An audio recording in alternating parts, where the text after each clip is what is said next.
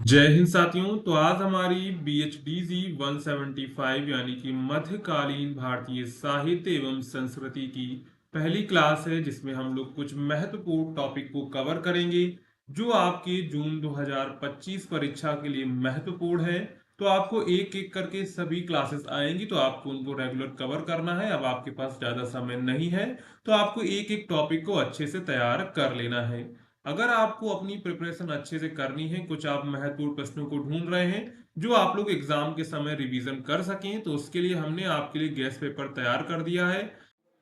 Simply आपको Google पे जाना है और सर्च करना है shop.hindustanknowledge.com। तो इस तरह की ये वेबसाइट हमारी आपके सामने खुल के आ जाएगी। अब आपको करना क्या है, सिंपली सर्च कोड के ऑप्शन पर जाना है और यहाँ पर आपको अपना पेपर कोड टाइप करना है। जैसे आपका पेपर कोड है BHDG 175, इसको टाइप करेंगे तो इस तरह यहाँ पर देखिए मध्यकालीन भारतीय साहित्य एवं संस्कृति का आपका गेस्ट पेपर आ जाएगा। सिंपली उस पर क्लिक करेंगे और यहाँ पर आपके सामने जो है कुछ इस तरह का पेज देखने को मिलेगा। अब आपको बाय नाउ के बटन पर क्लिक करना है और यहाँ से आप लोग इसको परचेज कर सकते हैं। अगर आपको परचेज करने में कोई प्रॉब्लम होती है तो आपको डिस्क्रिप्शन में नंबर दिया गया है, उस नंबर पे आप लोग व्हाट्सएप मैसेज कर सकते हैं। तो सबसे पहला हमारा प्रश्न यहाँ पर है, भक्ति आंदोलन की सीमाओं और परिणति। परिणति का मतलब है परिणाम। क्या मतलब है कि परिणाम पर विचार आपको करना है। तो सबसे पहले कोई भी प्रश्न आप लिखें तो सबसे पहले आपको इंट्रोडक्शन देना है। और ये याद रखें, लिटरेचर में अगर आपको हेडिंग नहीं, अगर उसमें हेडिंग नहीं बन रही तो आपको हेडिंग नहीं बनानी है, आपको सिंपली जो है पैरा में आंसर दे देना है। तो यहाँ पर सबसे पहले लिखेंगे, भक्ति आंदोलन भारतीय धार्मिक और सांस्कृतिक इतिहास का एक महत्वपूर्ण चरण था, जिसकी शुरुआत दक्षिण भारत में 7वीं से 8वीं शताब्दी में हुई और उत्तरी भारत में इसका प्रसार 15वीं से 17वीं शताब्दी में हुआ। यह आंदोलन धार्मिक पुनर्जागरण, सामाजिक सुधार और व्यक्तिगत ईश्वर भक्ति पर आधारित था। संत कवियों जैसे कबीर, गुरु नानक, तुलसीदास, मीराबाई, सूरदास, नामदेव, एकनाथ और रामानंद आदि ने इसके माध्यम से धर्म के बाह्य आडंबरों, जाति व्यवस्था और पंडित पुजारियों की मध्यस्थता का विरोध किया। इस आंदोलन ने जहां एक और भारतीय समाज को नई दिशा दी, वहीं इसकी कुछ सीमाएं भी स्पष्ट रूप से देखने को मिलती हैं। यानी कि इसने देखो एक तरफ क्या किया, समाज में नई दिशा भी दी और इसकी कुछ सीमाएं भी थी जो ये काम नहीं कर सका। तो सबसे पहले यहाँ पर हम लोग देखेंगे इसमें प्रमुख कवि कौन थे। कबीर, गुरु नानक, तुलसीदास, मीराबाई, सूरदास इनके प्रमुख कवि थे। तो यहाँ पर सबसे पहले भक्ति आंदोलन की सीमाएं हेडिंग डालेंगे। तो सामाजिक सुधार का अपूर्ण प्रभाव, यानी कि सामाजिक सुधार का पूर्ण प्रभाव जो है इनके आंदोलन में नहीं पड़ा था। भक्ति आंदोलन ने जाति व्यवस्था और छुआछूत के विरुद्ध आवाज उठाई, लेकिन यह आंदोलन जातिवाद को पूरी तरह समाप्त नहीं कर सका। संत कबीर और रविदास जैसे कई संतों ने ब्राह्मणवाद और सामाजिक भेदभाव का खुलकर विरोध किया, परंतु उनका प्रभाव समाज के सभी वर्गों पर समान रूप से नहीं पड़ा। उच्च वर्गों और विशेषकर सत्ताधारी वर्गों ने इस आंदोलन की शिक्षाओं को बहुत हद तक नजरअंदाज कर दिया था। इसके बाद है राजनीतिक संरचनाओं पर न्यूनतम प्रभाव।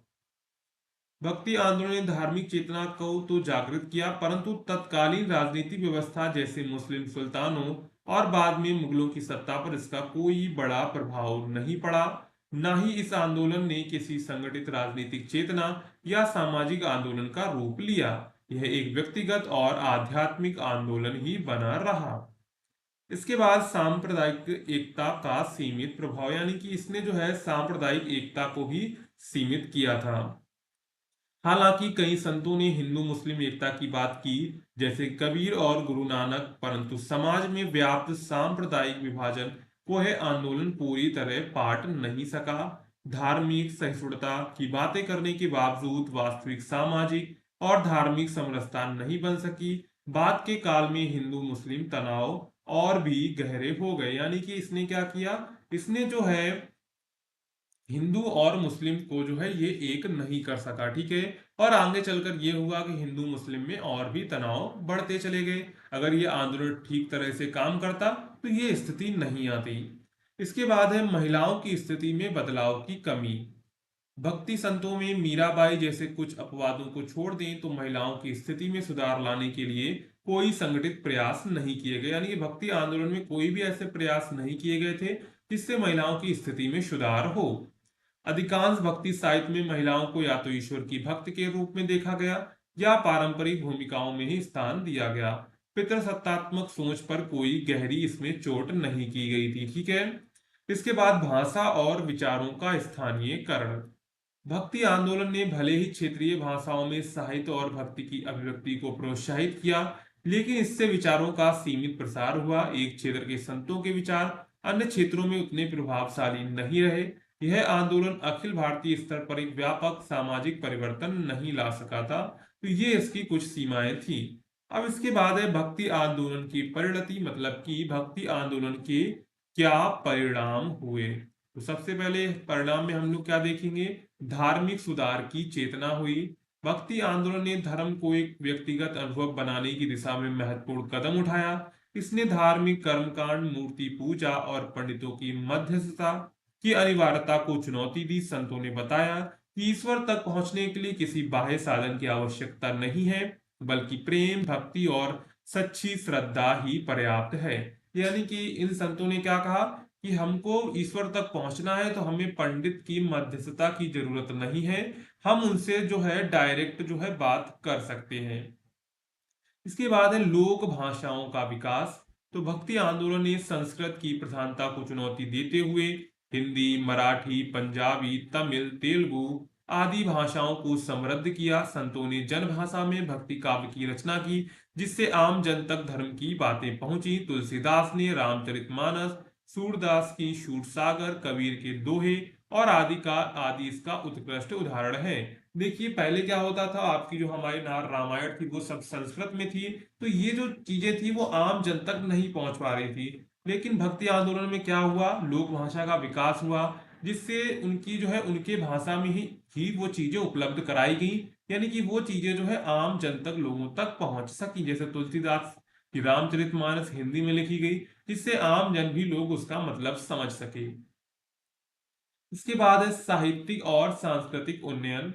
इस आंदोलन ने भारतीय साहित्य को एक नई दिशा दी। भक्ति काव्य में भावनात्मक गहराई, नैतिक मूल्यों और मानवीय संवेदनाओं का सुंदर चित्रण हुआ। इसके कारण धार्मिकता का एक मानवीय और करुणामय रूप सामने आया। इसके बाद इसी में हुआ नए धार्मिक संप्रदायों का उद्भव।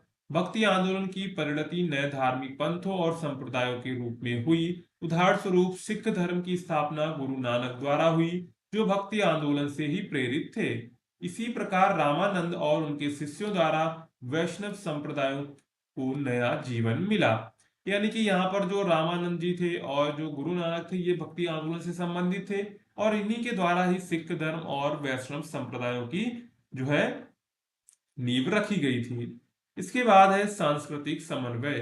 तो भक्ति आंदोलन ने विभिन्न धार्मिक और सांस्कृतिक धाराओं में समन्वय की भावना को प्रोत्साहित किया।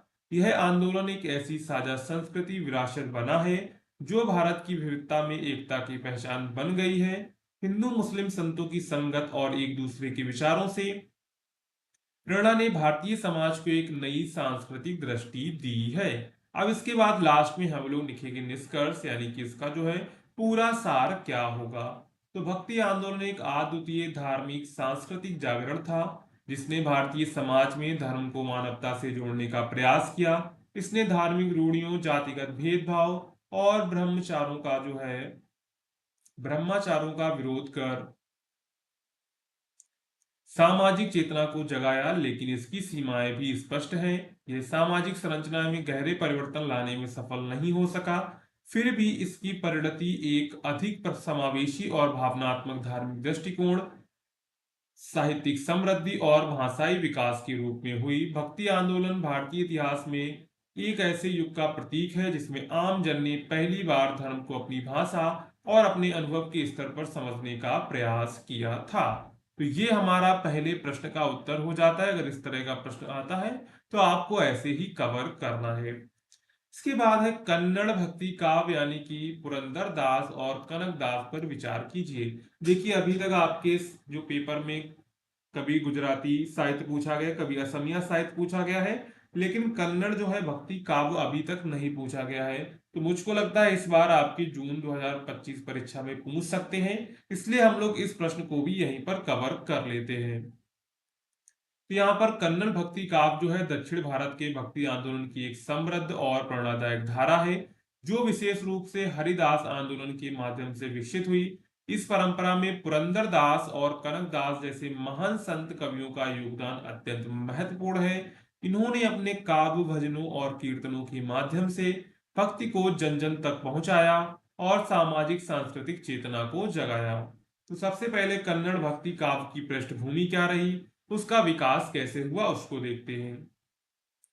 तो कर्नाटक में 12वीं शताब्दी ने वीर शैव आंदोलन से भक्ति साहित्य की नींव पड़ी, जिसमें बसवन्ना, अक्का, महादेवी और अल्लम प्रभु जैसे संतों ने वचन साहित्य के माध्यम से समाज सुधार और व्यक्तिगत ईश्वर भक्ति पर बल दिया।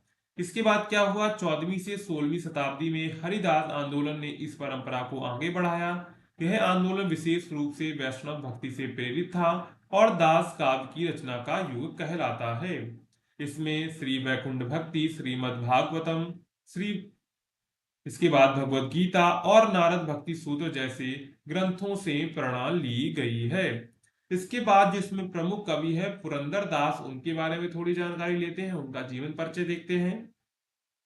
तो पुरंदर दास का जन्म कर्नाटक के तुंगभद्रा नदी के किनारे स्थित एक समृद्ध वैश्य परिवार में हुआ था। उनका वास्तविक नाम श्रीनिवास नायक था। प्रारंभ में एक धनी साहूकार थे, लेकिन एक चमत्कारी घटना के बाद वे सांसारिक जीवन त्याग कर हरिदास बन गए और श्री विठोबा यानी कि विठल के भक्त बन गए। उन्हें कर्नाटक संगीत का जनक कहा जाता है। ये याद रखते हैं, क्या उन्हें कर्नाटक संगीत का जनक कहा जाता है। उनका साहित्यिक योगदान क्या रहा, पुरंदर दास ने लगभग 4,75,000 कीर्तनों की रचना की। हालांकि अब केवल लगभग 1,000 उपलब्ध हैं। उन्होंने अपने भजनों को दासर पदगलु कहा, जो कन्नड़ भाषा में थे। उनके भजनों में भक्ति, नैतिकता, सामाजिक चेतना और मानवतावाद का सुंदर संगम है। वे श्री कृष्ण को विशेष रूप से समर्पित थे। उनके प्रसिद्ध पदों में जागा दूधराना, एडिसी डाले और इसके बाद है यशोदे अत्यंत लोकप्रिय है। ठीक है, इसके बाद है विशेषताएं। तो इसकी विशेषताएं में आते हैं लोक भाषा में रचना। उनकी रचनाएं सरल, भावनापूर्ण और जन सामान्य के लिए सुलभ थी। अगर आपको इसकी पीडीएफ डाउनलोड करनी है, सिंपली आपको गूगल पे टाइप करना है BHDS 175 इंपॉर्टेंट क्वेश्चंस जून 2025। पीछे आपको लिख देना है हिंदुस्तान नॉलेज, तो आपको एक आर्टिकल मिलेगा, वहीं पर आपको इसकी जो है पीडीएफ मिल जाएगी। ठीक है, इसके बाद है संगीतात्मक शैली। उन्होंने राग, ताल और कर्नाटक संगीत पद्धति में सिखाने के लिए सरलीकृत पदों, सरली वर्से की रचना की थी। नैतिकता और सामाजिक संदेश। भक्ति के साथ उन्होंने समाज में व्याप्त पाखंड, लोभ, अहंकार और जातिवाद की आलोचना की थी। इसके बाद है भावात्मक भक्ति। ईश्वर को माता, बालक, सखा और पति जैसे विभिन्न रूपों में प्रस्तुत किया गया था। इसके बाद हमारे दूसरे महत्वपूर्ण कवि हैं कनकदास, जिनका जीवन काल 1509 से लेकर 1609 तक, यानी कि टोटल जो है पूरे 100 वर्ष इनकी आयु थी। जीवन परिचय देखें तो कनकदास का जन्म कर्नाटक के कुर्तागेरे यानी कि तुंगभद्रा नदी के निकट में कुरुबा जाति के परिवार में हुआ था। उनका वास्तविक नाम थिमप्पा नायक था। वे जीवन भर जातिगत भेदभाव के शिकार रहे, लेकिन उन्होंने उच्च भावों और भक्ति के बल पर समाज में अपनी पहचान बनाई। वे श्री कृष्ण के महान भक्त थे, विशेष रूप से उडुपी श्री कृष्ण मठ के। ठीक है, इसके बाद साहित्यिक योगदान में अगर हम लोग देखें तो कनकदास ने कन्नड़ में अनेक पद, कीर्तन, उपदेशात्मक रचनाएं की। उनके प्रमुख काव्य ग्रंथ हैं राम ध्यान चरित्रे, नल चरित्रे, हरि भक्ति सार, मोहन तरंगड़ी। उन्होंने लगभग 240 प्लस पदों और कई गद्यात्मक रचनाओं की रचना की। इसके बाद अगर उनकी विशेषताएं देखें तो सबसे पहले उन्होंने सामाजिक समानता का संदेश दिया। उन्होंने जातिवाद, वर्ण व्यवस्था और ब्राह्मणवादी पाखंड का विरोध किया। उन्होंने लिखा, नानु हाडित बाला श्री कृष्णा परिरक्षित, मैं मांस भक्षी हूं फिर भी कृष्ण मेरा रक्षक है। ईश्वर के प्रति समर्पण कनकदास के भजनों में प्रेम और कृष्ण करुणा की गहराई है। वे ईश्वर को सबसे निकटतम मित्र मानते हैं। इसके बाद आत्मचिंतन और नैतिकता। उनकी रचनाओं में आत्मबोध, संयम, अहंकार का त्याग और वैराग्य की प्रेरणा है। अगर हम लोग यहाँ पर देखें, लोक शैली और गहराई भी उनकी विशेषता है। उन्होंने ग्रामीण परिवेश की भाषा, प्रतीकों और दृष्टांतों का प्रयोग किया है, जिससे उनका काव्य अत्यंत प्रभावशाली बन गया है। अगर हम लोग यहाँ पर देखें कन्नड़ भक्ति काव्य की विशेषताएं, तो भाषा इसकी सरल, सहज और जनमानस की कन्नड़ भाषा में। विषय वस्तु उसकी भक्ति है, सामाजिक न्याय, आत्मबोध है। शैली देखें तो पद, कीर्तन, कथा काव्य है। ईश्वर भक्ति में विष्णु, श्री कृष्ण, विट्ठल के प्रति सगुण भक्ति है। लोकगीत संगीत से संबंध, तो कीर्तन और भजन शैली में संगीत के साथ प्रस्तुति है। और जन जागरण में देखें तो जातिवाद, पाखंड और धार्मिक आडंबरों का इन्होंने विरोध किया हुआ है। अगर निष्कर्ष में देखें तो पुरंदरदास और कनकदास जैसे संतों ने कन्नड़ भक्ति साहित्य को एक सशक्त धार्मिक और सामाजिक आंदोलन का रूप दिया। जहां पुरंदरदास ने संगीत और भक्ति के माध्यम से भक्ति मार्ग को व्यवस्थित किया, वहीं कनकदास ने सामाजिक समानता, न्याय और आत्मभक्ति की भावनाओं को प्रबल किया। इन संतों की रचनाएं आज भी कर्नाटक की धार्मिक, सांस्कृतिक और संगीत परंपरा का अभिन्न हिस्सा हैं। इनके काव्य न केवल भक्ति भावना से परिपूर्ण हैं, बल्कि समाज के लिए नैतिक और मानवीय दृष्टिकोण भी प्रदान करते हैं। देखिए, पुरंदरदास की जो काव्य रचनाएं थी वो सब क्या थी, उन्होंने जो है भक्ति मार्ग को प्रशस्त किया। लेकिन जो वहीं कनकदास थे, उन्होंने सामाजिक समानता, न्याय और आत्मभक्ति की उस पर रचनाएं की। ज्ञानदास की काव्यगत विशेषताओं को रेखांकित कीजिए। यानी ज्ञानदास थे, उनकी काव्यगत विशेषताएं कौन कौन सी थी वो इस प्रश्न में हम लोग देखेंगे। तो ज्ञानदास भक्ति काल के प्रसिद्ध संत कवि थे। वे निर्गुण भक्ति धारा के प्रमुख कवियों में से एक माने जाते हैं। उन्होंने भक्त शिरोमणि कबीर की तरह समाज में व्याप्त अंधविश्वासों, बाह्य आडंबरों और धार्मिक पाखंडों का तीव्र विरोध किया। उनके काव्य में गहरी आध्यात्मिकता, सरल भाषा, तर्कशीलता और समाज सुधार की भावना प्रमुख रूप से दिखाई देती है। यानी कि एक किसके काव्यधारा के, निर्गुण भक्ति काव्यधारा के कवि थे। और इन्होंने कबीरदास की तरह ही अंधविश्वासों, बाह्य आडंबरों और धार्मिक पाखंडों का तीव्र विरोध किया था। इनके काव्य में गहरी आध्यात्मिकता, सरल भाषा, तर्कशीलता और समाज सुधार की भावना प्रमुख रूप से दिखाई देती है। इसके बाद है भक्ति भावना की प्रधानता। तो ज्ञानदास की रचनाओं में भक्ति की भावना अत्यंत गहरी और सच्ची है। उन्होंने ईश्वर को पाने के लिए आडंबर या विशेष कर्म कांडों की आवश्यकता नहीं मानी। वे प्रेम और भक्ति को ही ईश्वर प्राप्ति का साधन मानते हैं। उनका विश्वास था कि भगवान को सच्चे मन से प्रेम और भक्ति करके ही पाया जा सकता है। यानी कि सबसे पहले तो उनके काव्य में क्या थी, भक्ति भाव की प्रधानता थी। यानी कि वो मानते थे कि ईश्वर को पाने के लिए कोई आडंबर या विशेष कर्मकांड करने की आवश्यकता नहीं है। हम ईश्वर को जो है प्रेम और जो है भक्ति से ही प्राप्त कर सकते हैं। ठीक है। इसके बाद है निर्गुण ब्रह्म की उपासना। तो ज्ञानदास निर्गुण संप्रदाय के कवि थे, इसलिए उन्होंने साकार देवताओं की उपासना को अस्वीकार किया। वो निर्गुण संप्रदाय कवि थे, इसलिए उन्होंने क्या किया, साकार देवताओं मतलब कि जिनका आकार देवताओं का होता है, उनकी उपासना को अस्वीकार किया। उनके काव्य में निराकार, सर्वव्यापक, आजन्मा और अलख परमात्मा की स्तुति की गई है। वे मूर्ति पूजा और तीर्थ यात्राओं की आलोचना करते हैं, क्योंकि उनका मानना था कि ईश्वर हर जगह है और उसे बाहर ढूंढने की जरूरत नहीं है। यानी कि वे मूर्ति पूजा और तीर्थ यात्राओं की भी आलोचना करते थे। वे मानते थे कि ईश्वर हर जगह व्याप्त है, उसे कहीं ढूंढने, बाहर ढूंढने की जरूरत नहीं है। ईश्वर सभी के अंदर व्याप्त है, यानी कि अपने खुद के अंदर झांक कर हमको देखने की आवश्यकता है। इसके बाद है सामाजिक सुधार की भावना। उनके काव्य में जो है सामाजिक सुधार की भावना भी देखने को मिलती है। ज्ञानदास ने समाज में फैली जाति पाति, ऊंच नीच, भेदभाव और धार्मिक आडंबरों का खुलकर विरोध किया। वे सभी मनुष्यों को एक समान मानते थे। उनके अनुसार सच्चा धर्म वही है जो सबको एक समान देखे और सभी के साथ प्रेम और करुणा का व्यवहार करे। वे मानवता को सर्वोपरि मानते थे, यानी कि उन्होंने जात पात का भी विरोध किया। वे मानते थे कि सभी मनुष्य एक समान है और सच्चा धर्म वही है जो सबको समान देखे, सभी के साथ प्रेम और करुणा का व्यवहार करे। वे मानवता को सर्वोपरि मानते थे, यानी कि बौद्ध, सिख, हिंदू धर्म, ये जो भी धर्म है, सब में वही धर्म सबसे श्रेष्ठ है जो सभी व्यक्तियों को समान नजर से देखता है और सभी के साथ प्रेम और करुणा का व्यवहार बना के रखता है। उसके बाद है सरल और सहज भाषा। तो उनकी भाषा जो है सरल, स्पष्ट, जनमानस की बोलचाल की भाषा थी। उन्होंने अवधि और ब्रज के मिश्रण में अपनी रचनाएं की, जिससे उनकी बात आम जनता तक आसानी से पहुंच गई। उन्होंने कठिन संस्कृत शब्दों या भारी अलंकारों का प्रयोग नहीं किया, बल्कि सहज और प्रभावशाली शैली को अपनाया। यानी कि उन्होंने सहज और प्रभावशाली शैली को अपनाया, उसके बजाय कि भारी भरकम जो अलंकारों का प्रयोग करें। इसके बाद है तत्व ज्ञान और वैराग्य की भावना। तो ज्ञानदास के काव्य में वैराग्य और आत्मज्ञान का भाव बहुत गहरा है। उन्होंने संसार को माया बताया है और कहा है कि ईश्वर नश्वर है, मनुष्य को अपने आत्मा को पहचान कर सच्चे मार्ग पर चलना चाहिए। वे आत्मा और परमात्मा के मिलन को ही मोक्ष मानते हैं।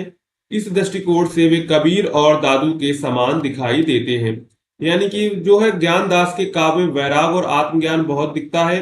उन्होंने संसार को माया भी बताया है और कहा है ईश्वर नश्वर है। क्या है कि यह जो नश्वर है, यानी कि जो ये संसार है वो नश्वर है और मनुष्य को जो है अपने आत्मा को पहचान कर सच्चे मार्ग पर चलना चाहिए। वे आत्मा और परमात्मा के मिलन को ही मोक्ष मानते हैं। तो ये अगर हम लोग देखें तो वो कबीर और दादू के समान ही दिखाई देते हैं।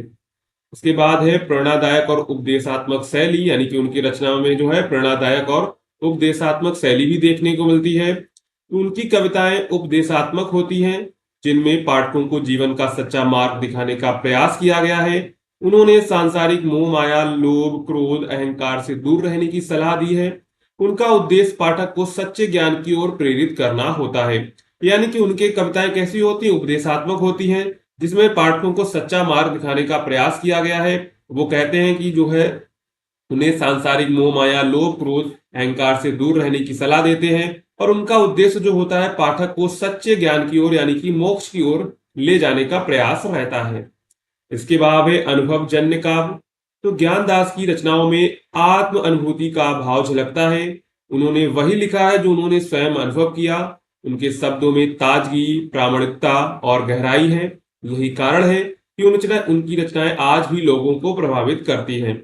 यानी कि उन्होंने अपने काव्य में वही लिखा जो उन्होंने अनुभव किया था। ठीक है। इसके बाद हम लोग यहाँ पर लास्ट में उनका निष्कर्ष लिख देंगे। तो ज्ञानदास एक ऐसे संत कवि थे जिन्होंने समाज में व्याप्त अज्ञानता, पाखंड और धर्म के नाम पर फैली रूढ़ियों का विरोध किया। उनकी कविताएं भक्ति, आत्मज्ञान और समाज सुधार की अनूठी मिसाल है।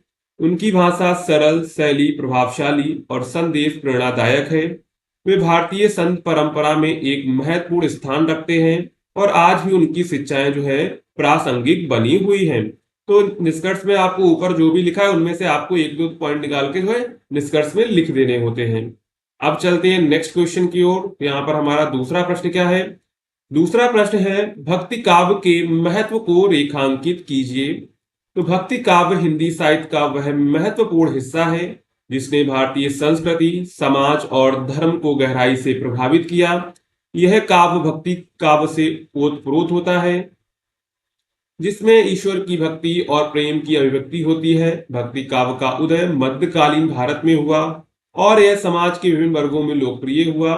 इसके माध्यम से लोगों ने ईश्वर के प्रति अपनी आस्था, विश्वास व्यक्त किया। यानी भक्ति काव्य जो है हिंदी साहित्य का महत्वपूर्ण हिस्सा है। इसमें जो है भारतीय संस्कृति, समाज, धर्म को गहराई से प्रभावित किया और जो ये काव्य था ये भक्ति भाव से ओतप्रोत था, जिसमें ईश्वर की भक्ति और प्रेम की अभिव्यक्ति होती थी। इसके बाद चलते हैं यहाँ पर आध्यात्मिक जागरण का माध्यम। तो सबसे पहले देखेंगे काव्य की विशेषता में क्या है? आध्यात्मिक जागरण का माध्यम। तो भक्ति काव्य में लोगों में ईश्वर के प्रति गहरा श्रद्धा भाव और आध्यात्मिक चेतना जगाई। यानी कि भक्ति काव्य ने क्या किया? लोगों में ईश्वर के प्रति गहरी श्रद्धा भाव और आध्यात्मिक चेतना जगाई। यह केवल काव्य नहीं बल्कि जीवन को जीने का तरीका भी था। भक्ति काव्य ने धार्मिक ग्रंथों की कठोर भाषा को सरल और सुगम बनाया, जिससे आम लोग भी इससे समझ सकें और उसे अपनाकर अपनी आत्मा को शुद्ध कर सकें। तो जो भक्ति काव्य था, जो धार्मिक ग्रंथ में कठोर भाषा लिखी थी, उसको उन्होंने सरल किया और सुगम बनाया, जिससे आम लोग इसको समझ सके और अपने जीवन में उसको उतार सकें। इसके बाद है सामाजिक समरसता और समानता। तो भक्ति आंदोलन ने जाति, वर्ण और सामाजिक भेदभाव को दूर करने में बड़ी भूमिका निभाई। भक्ति काव्यकारों ने इस बात पर जोर दिया कि ईश्वर के समक्ष सभी समान हैं। जैसे कबीर, तुलसीदास, रहीम, मीराबाई आदि ने अपने काव्य में यह संदेश दिया कि भक्ति का रास्ता हर व्यक्ति के लिए खुला है, चाहे वह किसी भी जाति या धर्म से हो। इससे समाज में एकता और भाईचारे की भावना जो है बढ़ी है। तो भक्ति आंदोलन ने क्या किया? जाति, वर्ण और सामाजिक भेदभाव को दूर करने में बड़ी भूमिका निभाई। भक्ति काव्यकारों ने इस बात पर जोर दिया कि ईश्वर के समक्ष सभी समान हैं। जैसे कबीरदास, तुलसीदास, मीराबाई ने क्या किया? अपने काव्य में यह संदेश दिया कि भक्ति का रास्ता जो है हर व्यक्ति के लिए खुला हुआ है, चाहे वह किसी जाति का हो या किसी भी धर्म से हो। इससे समाज में एकता और जो है भाईचारे की भावना बढ़ी। इसके बाद है सरल भाषा और आम जनता की पहुंच, यानी कि भक्ति काव्य में क्या थी? सरल भाषा और आम जनता की पहुंच की भाषा का प्रयोग किया गया था। तो भक्ति काव्य की सबसे बड़ी खासियत इसकी भाषा थी। यह संस्कृत के जटिल शब्दों से हटकर लोक भाषा में लिखा गया, जिससे आम जनता तक आसानी से पहुंच पाया। इससे लोग बिना किसी दिक्कत के भक्ति भाव को समझ सके, अपने जीवन में उतार सके। जैसे तुलसीदास की रामचरितमानस और सूरदास के पद हिंदी साहित्य में अमूल्य धरोहर है। यानी कि इसमें जो धार्मिक ग्रंथों में संस्कृत भाषा का यूज किया गया था, तो जो भक्ति काव्य ने क्या किया? उसको जो है ट्रांसलेट किया और उसको आसानी भाषा, यानी कि लोक भाषा में, जो लोक भाषा यूज करते हैं उस भाषा में उसको तैयार किया। इससे क्या हुआ? जो काव्य था वो आम लोगों तक पहुंच सका, लोगों ने उसको पढ़ा और जो है अपने जो है जीवन में उसको उतारा। इसके बाद है काव्यात्मक सौंदर्य और भावुकता। तो भक्ति काव्य में भावनाओं की गहराई और काव्यात्मक सौंदर्य का संगम होता है। इसमें प्रेम, समर्पण, विश्वास जैसे भाव इतने प्रबल होते हैं कि पाठक या श्रोता भाव विभोर हो जाता है। इसके साथ साथ यह काव्य श्रोता के मन में आध्यात्मिक अनुभूति भी पैदा करता है। यानी कि भक्ति काव्य में जो है भावनाओं की गहराई बहुत अधिक थी। इसमें प्रेम, समर्पण, विश्वास जैसे भाव इतने प्रबल थे कि पाठक या श्रोता भाव विभोर हो जाता था इसको पढ़ के। और इसके साथ ही यह काव्य जो है श्रोता के मन में आध्यात्मिक अनुभूति भी जगाता है। इसके बाद है लोक जीवन और संस्कृति का संरक्षण। तो भक्ति काव्य में लोक संस्कृति और परंपराओं को जीवित रखा। भक्ति गीतों ने और भजनों के माध्यम से स्थानीय रीति रिवाज, त्योहार और धार्मिक क्रियाकलाप जन जन तक पहुंचे। इससे भारतीय संस्कृति के विविध रंगों को सजाने में मदद मिली। यानी कि लोक जीवन और संस्कृति का संरक्षण भी था। भक्ति काव्य में लोक संस्कृति और परंपराओं को जीवित रखा। भक्ति गीतों ने भजनों के माध्यम से स्थानीय रीति रिवाज, त्योहार और धार्मिक क्रियाकलाप जन जन तक पहुंचे। इससे जो है भारतीय संस्कृति के विविध रंगों को सजोने में मदद मिली। इसके बाद है इसके मनोवैज्ञानिक लाभ क्या हो सकते हैं। तो भक्ति काव्य ने मानसिक शांति और संतोष दिलाने का काम किया। जब व्यक्ति ईश्वर के प्रति पूर्ण समर्पण करता है तो उसके मन में चिंता, भय, तनाव दूर होते हैं। भक्ति काव्य में प्रार्थना और स्तुति के माध्यम से एक तरह की मानसिक शांति मिलती है, जो व्यक्ति के जीवन की कठिनाइयों का सामना करने में मदद करती है। यानी कि जो भी व्यक्ति अगर ईश्वर की कोई उपासना करता है तो उस समय उसके मन में कोई चिंता नहीं होता, कोई भय नहीं होता है, तनाव सब दूर रहते हैं। उसी प्रकार जो है भक्ति काव्य में प्रार्थना और स्तुति के माध्यम से जो है एक तरह की मानसिक शांति भी मिलती है, जो व्यक्ति को जीवन की कठिनाइयों का सामना करने में मदद करती है। इसके बाद है सामाजिक सुधार का माध्यम। तो भक्ति काव्य ने कई सामाजिक कुरीतियों और बुराइयों के खिलाफ आवाज उठाई। भक्ति काव्यकारों ने भ्रष्टाचार, अंधविश्वास, जातिवाद आदि के खिलाफ अपनी कविताओं में चेतावनी दी और समाज को सुधार की राह दिखाई।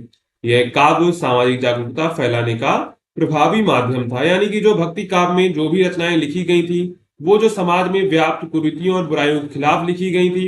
इसने जो है भ्रष्टाचार, अंधविश्वास, जातिवाद आदि के खिलाफ अपनी कविताओं में चेतावनी दी और समाज को जो है सुधार की राह दिखाई। इसके बाद है धार्मिक सहिष्णुता का संदेश। तो भक्ति काव्य में विभिन्न देवताओं की स्तुति के साथ साथ धार्मिक सहिष्णुता और दूसरों के धर्म का सम्मान भी देखने को मिलता है। यानी कि भक्ति काव्य में देखिए विभिन्न देवताओं की स्तुति के साथ साथ धार्मिक सहिष्णुता और दूसरे धर्म का भी सम्मान देखने को मिलता है। इसने लोगों को एक दूसरे के विश्वास का सम्मान करना सिखाया और धार्मिक सद्भावना को भी बढ़ावा दिया। इसके बाद यहाँ पर हम लोग आंसर में निष्कर्ष लिख देंगे। तो भक्ति काव्य ने न केवल साहित्यिक धारा है बल्कि यह भारतीय समाज की आत्मा का अभिन्न हिस्सा है। इसका महत्व सिर्फ साहित्य तक सीमित नहीं है बल्कि यह आध्यात्मिक, सामाजिक और सांस्कृतिक स्तर पर भी अत्यंत महत्वपूर्ण है। भक्ति काव्य ने आम जन के जीवन में ईश्वर के प्रति श्रद्धा, विश्वास और प्रेम की भावना को मजबूत किया। इसके सरल और मार्मिक शब्द आज भी लोगों के मन को छूते हैं और जीवन में सकारात्मक परिवर्तन लाते हैं। इससे भक्ति काव्य को हिंदी साहित्य और भारतीय संस्कृति का अनमोल रत्न माना जाता है। भक्ति काल को स्वर्ण युग भी कहा जाता है। ठीक है, अब यहाँ पर होता है क्या, भक्ति काव्य ने क्या किया, लोगों में जो है ईश्वर के प्रति श्रद्धा, विश्वास और प्रेम की भावना को मजबूत किया। सबसे जो अच्छा काम था यही था कि भक्ति काव्य ने क्या किया, आम जन के जीवन के लोगों में जो ईश्वर के प्रति श्रद्धा, विश्वास और प्रेम का भाव जगाया। इसके बाद चलते हैं, यहाँ पर हमारा तीसरा प्रश्न है। तो तीसरा प्रश्न क्या कह रहा है, तुकाराम के काव्य की सामाजिकता का वर्णन कीजिए। तो संत तुकाराम महाराष्ट्र के महान संत, कवि और समाज सुधारक थे। उनका काव्य मराठी साहित्य में बहुत महत्वपूर्ण स्थान रखता है। उन्होंने अपने अभंगों और भजनों के माध्यम से न केवल भक्ति की भावना को व्यक्त किया, बल्कि समाज के विभिन्न सामाजिक मुद्दों पर भी गहरा प्रभाव डाला। उनके काव्य की सामाजिकता उस युग की समस्याओं, मानवीय मूल्यों और समाज सुधार के प्रति उनकी गहरी चिंता को दर्शाती है। यानी कि जो तुकाराम का काव्य था उसमें उन्होंने क्या किया, उनका जो काव्य था वो समाज के विभिन्न सामाजिक मुद्दों पर भी जो गहरा प्रभाव डाल रहा था। उनके जो काव्य थे वो सामाजिकता जो थी उनके काव्य की, उस युग की समस्याओं, मानवीय मूल्य और समाज सुधार के प्रति उनकी गहरी चिंता को दर्शाती है। यानी कि उनकी जो काव्य रचनाओं में है उस समय की समस्याओं, मानवीय मूल्य और समाज सुधार के जो सिद्धांत थे उसके बारे में वो काव्य लिख रहे थे उस समय। तो सबसे पहले देखते हैं समाज के शोषित और दलितों के प्रति सहानुभूति। यानी कि उनके काव्य में जो है समाज के शोषित और दलितों के प्रति सहानुभूति देखने को मिलती है। तो तुकाराम के काव्य में समाज के कमजोर और दलित वर्गों के प्रति गहरी सहानुभूति देखने को मिलती है। उस समय समाज में जातिवाद बहुत मजबूत था और निम्न वर्ग के लोगों के साथ जो है भेदभाव होता था। तुकाराम ने ऐसे लोगों के हक और सम्मान की बात की। वे कहते थे कि भगवान सभी को समान रूप से उपकार करता है, चाहे कोई कितना भी गरीब हो या नीचा क्यों ना हो। उनके अभंगों में जाति पात के भेद को नकारा गया और सभी को एक नजर से देखने की जो है बात की गई। इसके बाद दूसरा है यहाँ पर समाज में फैली कुरीतियों और अन्याय के विरोधी थे वो। तो तुकाराम के काव्य में समाज की बुरी परंपराओं, कुरीतियों की भी आलोचना की गई। यानी कि उनके काव्य में समाज और कुरीतियों की आलोचना भी देखने को मिलती है। उन्होंने मूर्खता, अंधविश्वास, जातिवाद, पाखंड और धार्मिक आडंबरों का विरोध किया। वे लोगों को समझाते थे कि भगवान की सेवा में बाहरी आडंबर नहीं है, बल्कि सच्चा मन और भक्ति जरूरी है। यानी कि जो भक्ति काव्य है उसमें विशेष ध्यान दिया गया है कि वहां पर जो है बाह्य आडंबरों का विरोध किया गया और वो लोगों को समझाते थे कि भगवान की जो है सेवा वो में बाहरी आडंबर नहीं होना चाहिए, बल्कि हमारा सच्चे मन से और भक्ति जरूरी है। उन्होंने सामाजिक अन्याय के खिलाफ आवाज उठाई और लोगों को सुधार की ओर प्रेरित किया। इसके बाद उनके काव्य में समानता और भाईचारे का संदेश भी देखने को मिलता है। तुकाराम ने अपने काव्य में सभी मनुष्यों के बीच समानता और भाईचारे की बात कही। वे कहते थे कि ईश्वर के सामने सब बराबर हैं, चाहे उनकी जाति, धन या सामाजिक स्थिति कुछ भी हो। उनके अभंगों में यह संदेश साफ दिखाई देता है कि मनुष्य को किसी भी प्रकार के भेदभाव से ऊपर उठकर एक दूसरे के प्रति प्रेम और सहानुभूति दिखानी चाहिए। यह सामाजिक एकता और सद्भाव का आधार होता है। इसके बाद है दीन दुखियों की सहायता और मानवता का संदेश। तो तुकाराम अपने काव्य के माध्यम से दीन दुखियों, गरीबों और परेशान लोगों की सहायता को संदेश देते हैं। वे कहते हैं कि हमें अपने समाज में जरूरतमंदों की मदद करनी चाहिए। मानवता को सबसे बड़ा धर्म बताया गया है। उन्होंने अपने अभंगों में मानव सेवा को भगवान की सेवा से जोड़कर समझाया है। यानी कि उनके जो काव्य में दीन दुखियों की सहायता और मानवता का संदेश देखने को मिलता है। उन्होंने जो अपने काव्य में मानव सेवा को ही जो है भगवान की सेवा से जोड़कर बताया है। अगर आप लोग मानव की सेवा कर रहे हैं इसका मतलब कि आप लोग जो है भगवान की सेवा भी कर रहे हैं। इसके बाद है भक्ति और सामाजिक सुधार आंदोलन का समन्वय। तो तुकाराम के काव्य की सबसे बड़ी खासियत यह है कि उन्होंने भक्ति और सामाजिक सुधार को एक साथ जोड़ा। उनका मानना था कि भक्ति की असली अर्थ है मन को शुद्ध होना और समाज के लिए कुछ करना। वे केवल मंदिरों और पूजा पाठ तक सीमित नहीं थे, बल्कि समाज के बुरे रिवाजों को खत्म करके लोगों को सही मार्ग पर चलने की प्रेरणा देते थे। उन्होंने भक्ति को सामाजिक क्रांति का जो है माध्यम बताया। तो तुकाराम की जो काव्य की सबसे बड़ी खासियत क्या थी, उन्होंने भक्ति के साथ साथ सामाजिक सुधार को एक साथ लेकर वो चले। वो मानते थे कि भक्ति का असली अर्थ है मन को शुद्ध करना और समाज के लिए कुछ जो है महत्वपूर्ण काम करना। वे जो है मंदिर में विश्वास नहीं करते थे, बल्कि उन्होंने समाज के बुरे रीति रिवाजों को खत्म करके लोगों को सही मार्ग पर चलने की प्रेरणा दी और उन्होंने भक्ति को सामाजिक क्रांति का जो है माध्यम माना था। इसके बाद है सामाजिक सदाचार और नैतिकता की शिक्षा। तो तुकाराम के काव्य में सदाचार, सत्य, दया, नैतिकता पर भी जोर दिया गया है, यानी कि उनके काव्य में सदाचार और नैतिकता की शिक्षा भी देखने को मिलती है। वे कहते हैं कि अच्छे कर्म और नैतिकता ही व्यक्ति को सच्चे परमात्मा के करीब ले जाती है। उन्होंने समाज में ईमानदारी, अनुशासन और नैतिक मूल्यों को बढ़ावा दिया ताकि समाज बेहतर और सुंदर बन सके। इसके बाद है शिक्षा और जागरूकता का प्रचार। तो उनकी रचनाओं में शिक्षा और जागरूकता का प्रचार भी देखने को मिलता है। तो तुकाराम ने आम जनता को जागरूक करने के लिए काव्य लिखा। वे चाहते थे कि लोग अंधविश्वास से बाहर आएं, सही ज्ञान प्राप्त करें और अपने जीवन को सुधारें। उनके अभंग सरल भाषा में थे ताकि सामान्य व्यक्ति भी उन्हें समझ सके। इस प्रकार उनका काव्य जो है एक सामाजिक जागरूकता का माध्यम भी था। इसके बाद यहाँ पर हम लोग इसका निष्कर्ष लिख देंगे। तो संत तुकाराम काव्य केवल भक्ति का नहीं है, बल्कि यह समाज सुधार को सशक्त माध्यम भी है। उन्होंने अपने अभंगों के माध्यम से जाति पाति, अंधविश्वास, सामाजिक भेदभाव और अन्य कुरीतियों के खिलाफ आवाज उठाई। उनके काव्य में मानवता की बात की गई, समानता की बात की गई, भाईचारे की बात की गई और नैतिकता की बात की गई। तुकाराम का जो काव्य है वो सामाजिकता का आज भी उतना ही प्रासंगिक है समाज में जितना कि उनके समय में था। वे समाज को एक बेहतर, न्यायपूर्ण और प्रेमपूर्ण जगह बनाने का संदेश देते हैं। उनके काव्य में महाराष्ट्र के समाज को एक नई दिशा दी और सभी वर्गों के लोगों को जोड़ने का काम किया। इसलिए तुकाराम का काव्य समाज सुधार के लिए अमूल्य धरोहर माना जाता है। तो देखिए, आप इंट्रोडक्शन जो है इसको निष्कर्ष को याद कर लेंगे। एक निष्कर्ष याद कर लीजिए, सभी में यही निष्कर्ष चलेगा, बस आपको थोड़ा बहुत चेंजमेंट करना होगा। जैसे यहाँ पर संत तुकाराम नाम लिखा है तो यहाँ पर कबीर हो जाएगा। नामदेव काव्य में अभिव्यक्त समाज का चित्रण कीजिए, यानी कि जो नामदेव कवि थे उनके काव्य में जो समाज की अभिव्यक्ति हुई थी उसको यहाँ पर चित्रण करना है। तो संत नामदेव मध्यकालीन संत परंपरा के प्रमुख कवि थे। उनका जन्म जो है 13वीं शताब्दी में महाराष्ट्र के चर्मकार मतलब कि चमार परिवार में हुआ था।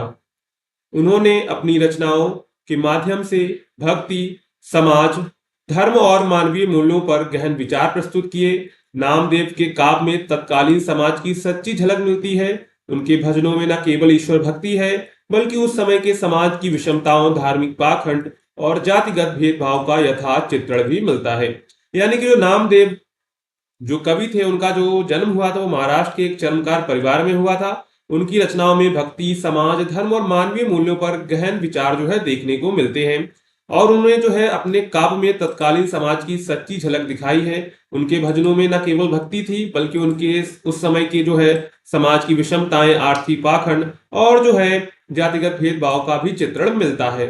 तो सबसे पहले उन्होंने उनके काव्य में क्या देखने को मिलता है? जाति और वर्ण व्यवस्था का विरोध, यानी कि उनके काव्य में जो जाति और वर्ण व्यवस्था का विरोध देखने को मिलता है।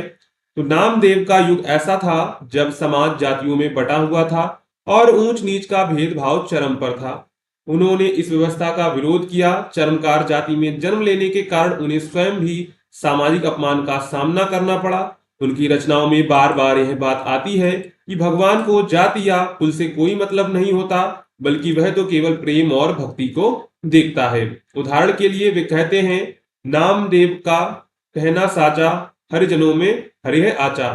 तो इस पंक्ति में स्पष्ट करते हैं कि हरिजनों यानी कि दलितों में भी भगवान का वास है। इस प्रकार नामदेव सामाजिक समरसता और बराबरी के जो है पक्षधर थे। इसके बाद उनके काव्य में जो है धार्मिक पाखंड का विरोध देखने को मिलता है। नामदेव ने धर्म के नाम पर होने वाले पाखंडों का भी विरोध किया। उस समय मंदिरों में केवल उच्च जातियों को ही पूजा करने का अधिकार था। संत नामदेव ने इसका विरोध करते हुए कहा कि ईश्वर केवल पवित्र कर्म और सच्चे दिल से की गई भक्ति को स्वीकार करता है, ना कि बाहरी आडंबर को। उदाहरण के लिए वे कहते हैं, पाइजे जेड़े भेटे भगवंता ते ना करती कर्म कुपंता। इसका अर्थ है जो भगवान को पाना चाहते हैं वे पाखंडी कर्म नहीं करते। इस प्रकार उन्होंने दिखावे की पूजा और कर्म कांड की आलोचना की। इसके बाद उनके काव्य में जो है आर्थिक विषमता और शोषण देखने को मिलता है। नामदेव के समय समाज में आर्थिक विषमता भी बहुत अधिक थी। अमीर वर्ग गरीब वर्गों का शोषण करते थे। गरीब लोगों को सम्मान नहीं मिलता था। नामदेव ने अपने भजनों में इस अन्याय के खिलाफ आवाज उठाई। गरीबों साधारण जनों को भगवान से जोड़ने का प्रयास किया। उनके लिए भक्ति ही सबसे बड़ा साधन था जो सभी भेद मिटा सकता था। इसके बाद उनके काम में जो है समाज में समरसता का संदेश देखने को मिलता है। तो नामदेव के भजन सामाजिक समरसता के भाव से भरे हुए हैं। वे सभी मनुष्यों को एक समान मानते थे और मानते थे कि ईश्वर की दृष्टि से कोई ऊंचा नीचा नहीं होता। उनका यह दृष्टिकोण तात्कालीन समाज में बहुत क्रांतिकारी था, क्योंकि वह एक ऐसे समय में यह बात कह रहे थे जब समाज जातियों, धर्मों और वर्गों में बटा हुआ था। इसके बाद उनके काम में नारी के प्रति दृष्टिकोण देखने को मिलता है। नामदेव के भजनों में स्त्रियों को भी समान दर्जा दिया गया है। उन्होंने स्त्री पुरुष में कोई भेद नहीं किया। वे मानते थे कि भक्ति सभी के लिए समान रूप से उपलब्ध है, उसमें नारी और पुरुष का कोई भेदभाव नहीं है। यह बात उस समय के लिए बहुत बड़ी बात थी, क्योंकि महिलाओं को धार्मिक अधिकारों से उस समय जो है वंचित किया गया था। इसके बाद यहाँ पर हम लोग निष्कर्ष लिख देंगे। तो नामदेव का जो काव्य है केवल भक्ति का माध्यम नहीं है, बल्कि एक सामाजिक क्रांति का घोष है। उनके भजनों में हमें उस समय के सामाजिक समाज की सच्ची तस्वीर मिलती है, जिसमें जातिवाद, धार्मिक पाखंड, आर्थिक असमानता और स्त्री पुरुष जो भेद थे। लेकिन साथ ही उन्होंने एक ऐसे समाज की कल्पना भी की थी जिसमें प्रेम, भक्ति, समानता और समरसता हो। इस तरह नामदेव काव्य न केवल आध्यात्मिक है, बल्कि सामाजिक चेतना से भी परिपूर्ण है। इसके बाद चलते यहाँ पर हमारा दूसरा प्रश्न देखते हैं। तो दूसरा प्रश्न क्या कह रहा है? तो यहाँ पर हमने पहला प्रश्न देखा, यानी कि नामदेव के काव्य में जो है समाज की अभिव्यक्ति कैसे हुई थी। इसके बाद है ज्ञानाश्रय काव्य में कबीर का स्थान जो है निर्धारित कीजिए। ये भी आपका पीवाईक्यू यानी कि प्रीवियस ईयर क्वेश्चन से लिया गया है। तो सबसे पहले क्या देंगे? सबसे पहले हम लोग यहाँ पर इंट्रोडक्शन देंगे। तो ज्ञानाश्रय काव्य हिंदी भक्ति साहित्य की एक प्रमुख धारा है। यह काव्य उस भक्ति आंदोलन से जुड़ा है जिसमें साधक ईश्वर को ज्ञान के माध्यम से प्राप्त करना चाहता है। इसमें भक्ति के साथ साथ आत्मबोध, वैराग्य, तत्व चिंतन और सामाजिक सुधार का भाव भी जुड़ा होता है। ज्ञानाश्रय संत काव्य का प्रमुख उद्देश्य आत्मा की मुक्ति और संसार के मोह माया से जो है छुटकारा पाना होता है। यानी कि ज्ञानाश्रय संत काव्य का मुख्य उद्देश्य क्या है? आत्मा की मुक्ति और संसार के जो है मोह माया से छुटकारा पाना है। इस काव्यधारा के प्रमुख कवियों में से कबीर का जो स्थान है सर्वोच्च है। वे न केवल एक महान संत थे, बल्कि एक क्रांतिकारी समाज सुधारक थे और सत्य के उपासक भी थे। उनका काव्य सीधे सीधे हृदय को छूने वाला और जीवन के गूढ़ रहस्यों को उजागर करने वाला होता था। तो सबसे पहले देखते हैं कबीर का जीवन और दर्शन। तो कबीर का जन्म लगभग 15वीं शताब्दी में हुआ था, यानी कि सदी में हुआ था। उनके जन्म और जीवन के बारे में अनेक मत हैं, पर यह सर्वमान्य है कि एक जुलाहा जाति में पले बढ़े और उन्होंने अपने अनुभवों से सत्य को जाना। वे किसी पंथ या धर्म की सीमाओं से बंधे नहीं थे। उन्होंने हिंदू और मुस्लिम दोनों धर्मों की कट्टरता से विरोध किया और सच्चे ईश्वर के प्राप्ति को सबसे ऊपर माना। यानी कि जो हिंदू और मुस्लिम दोनों धर्मों को की कट्टरता से विरोध किया और जो सच्चे ईश्वर की प्राप्ति को ही सबसे ऊपर माना था। इसके बाद है कबीर का दर्शन निगुण भक्ति पर आधारित है। उनका मानना था ईश्वर ना तो मूर्तियों में है, ना ही मस्जिद में है, ना ही मंदिरों में है, बल्कि वह प्रत्येक जीव के भीतर है। यह विचार ज्ञानाश्रय काव्य की मूल आत्मा को दर्शाता है। इसके बाद देखते हैं कबीर की भाषा और शैली। तो कबीर ने साधारण भाषा में गूढ़ आध्यात्मिक और दार्शनिक बातें कही। उन्होंने सादुक्कड़ी भाषा का प्रयोग किया, जो ब्रज, अवधी, खड़ी बोली और पंजाबी का मिश्रण है।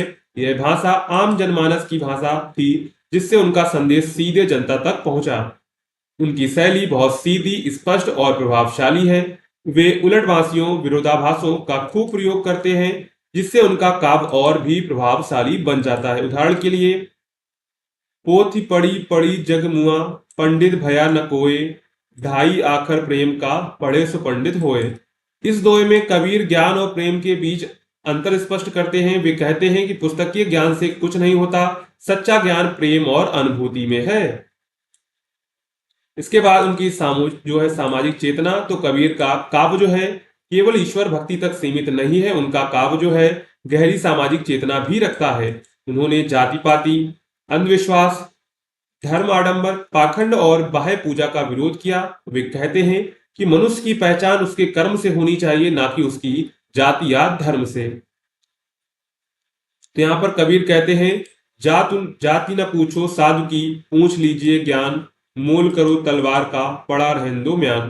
तो इस दोहे में कबीर कहते हैं कि जैसे तलवार की कीमत होती है, उसका म्यान सिर्फ आवरण है, उसी तरह व्यक्ति का ज्ञान और आचरण असली मूल्य है, जाति नहीं। इसके बाद है कबीर का योगदान देखते हैं भक्ति काव्य में क्या है। तो कबीर ने केवल ज्ञानाश्रय काव्य को समृद्ध किया, बल्कि हिंदी साहित्य को भी एक नई दिशा दी। उनका काव्य आज भी उतना ही प्रासंगिक है जितना उनके समय में था। उन्होंने जीवन की सच्चाई, ईश्वर की खोज और मानवता के मूल्यों को सरल भाषा में प्रस्तुत किया। उनका योगदान इसलिए भी महत्वपूर्ण है क्योंकि उन्होंने भक्ति और ज्ञान दोनों का संतुलन बनाया। वे न केवल भावी भक्ति के पक्षधर थे, बल्कि विवेक और चिंतन के भी पक्ष में थे। उनके काव्य में भक्ति, ज्ञान और सामाजिक सुधार का जो है अनूठा संगम देखने को मिलता है। इसके बाद आंसर में हम लोग निष्कर्ष लिख देंगे। तो कुल मिलाकर ज्ञानाश्रय काव्यधारा में कबीर का स्थान अत्यंत महत्वपूर्ण और केंद्रीय है। उन्होंने इस काव्य को न केवल गहराई दी, बल्कि उसे सामाजिक और आध्यात्मिक दृष्टि से भी समृद्ध बनाया। कबीर के विचार आज भी हमें सही मार्ग दिखाते हैं और जीवन के सच्चे अर्थ की ओर प्रेरित करते हैं। तो यहाँ पर हमने 2 क्वेश्चंस को कवर कर लिया है। अगर आपको वीडियो पसंद आ रही हो तो वीडियो को लाइक जरूर आप लोग कर लीजिएगा और चैनल को भी सब्सक्राइब कर लीजिएगा, जिससे आने वाली क्लास की नोटिफिकेशन आपको मिलती रहेगी। और टेलीग्राम को भी ज्वाइन कर लीजिएगा, जिससे जो क्लास आती है तो हम टेलीग्राम पर जो है लिंक शेयर कर देते हैं। इसके बाद है बांग्ला भक्ति साहित्य पर विद्यापति और जयदेव के प्रभाव का विवेचन कीजिए। यानी कि बांग्ला भक्ति साहित्य पर विद्यापति और जयदेव के क्या प्रभाव पड़े थे। तो भक्ति आंदोलन ने भारतीय साहित्य को एक नया दृष्टिकोण दिया और इसका प्रभाव बंगाल के साहित्य पर भी गहरा पड़ा। बांग्ला भक्ति साहित्य ने लोगों को भगवान के प्रति प्रेम, भक्ति और आत्मिक अनुभव से जोड़ने का कार्य किया। इस साहित्य के विकास में अनेक संत काव्यों का योगदान रहा, जिनमें विद्यापति और जयदेव के प्रभाव को विशेष रूप से उल्लेखनीय माना जाता है। दोनों कवियों की रचनाओं ने बांग्ला भक्ति कविता की भावभूमि तैयार की और इसके विकास को दिशा दी। अब सबसे पहले हम लोग देखेंगे विद्यापति का प्रभाव क्या रहा इसमें बांग्ला भक्ति साहित्य में। तो विद्यापति जो है 14वीं से 15वीं शताब्दी के मिथिला यानी कि वर्तमान बिहार के प्रसिद्ध कवि थे। उन्होंने मुख्यतः मैथिली भाषा में रचनाएं की, जो बाद में बंगाल में बहुत लोकप्रिय हुई। विद्यापति की कविताओं में राधा कृष्ण की प्रेम लीला को अत्यंत कोमलता और गहनता से व्यक्त किया गया है। बंगाल में चैतन्य महाप्रभु के समय में जब कृष्ण भक्ति का जोर बढ़ा, तब विद्यापति की रचनाएं बहुत प्रभावशाली सिद्ध हुई। उनकी प्रेम प्रधान कविताएं बांग्ला कवियों के लिए एक आदर्श बन गई। विशेषकर उनकी शैली, जिसमें श्रृंगार रस, भक्ति भावना और लोक भाषा की मधुरता का सम्मिलन था, ने बांग्ला कवियों को गहराई से जो है प्रभावित किया था। तो प्रभाव के मुख्य बिंदु क्या थे? भाषा की जो समरसता थी, यानी कि विद्यापति की जो मैथिली भाषा थी वो बांग्ला के बहुत करीबी थी, इसलिए उनकी कविताएं जो है बंगालियों को सहज और से समझ आ जाती थी। इसके बाद है राधा कृष्ण की भावनात्मक प्रस्तुति। उनके गीतों में आत्मीयता, प्रेम और भक्ति का जो मेल है, उसने बांग्ला भक्ति कवियों की वो भावनात्मक दृष्टिकोण से प्रेरित किया।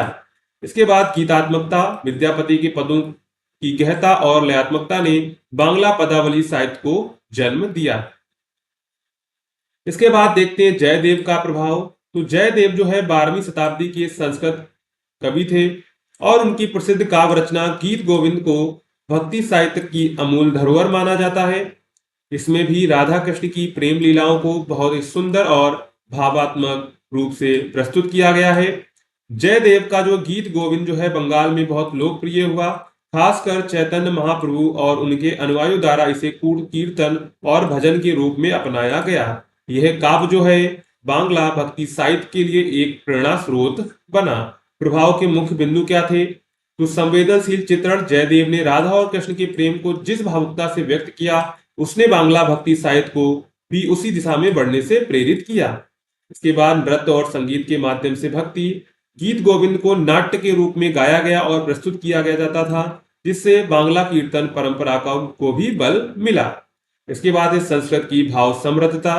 तो जयदेव के संस्कृत पदों में बांग्ला कवियों ने भाव प्रवणता और कल्पनाशीलता सीखी।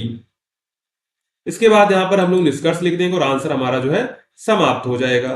तो विद्यापति और जयदेव दोनों ही कवियों का बंगाल जो है बांग्ला भक्ति साहित्य पर अत्यंत गहरा प्रभाव पड़ा। उन्होंने भाषा, भाव शैली और विषय वस्तु के स्तर पर बांग्ला कवियों को दिशा दी। विद्यापति की सरल और मधुर शैली तथा जयदेव की भावनात्मक गहराई ने बांग्ला में भक्ति की एक सशक्त परंपरा को जन्म दिया। बंगाल के भक्ति कवि जैसे चंडीदास, गोविंद दास और चैतन्य महाप्रभु के अनुयायी इन दोनों कवियों से प्रेरित होकर राधा कृष्ण भक्ति की लोक भाषा में लोगों तक पहुंचाने में सफल हुए। इस प्रकार विद्यापति और जयदेव को बांग्ला भक्ति साहित्य का आदि गुरु कहा जाता है। तो यहाँ पर टोटल हमने 3 क्वेश्चंस को कवर किया हुआ है। तो हम आई होप आपको ये क्वेश्चन समझ में आए होंगे। अगर आपको क्वेश्चन समझ में आए हो तो चैनल को सब्सक्राइब एंड जो है वीडियो को जरूर लाइक कर दीजिएगा। ठीक है, मिलते हैं अगली क्लास में।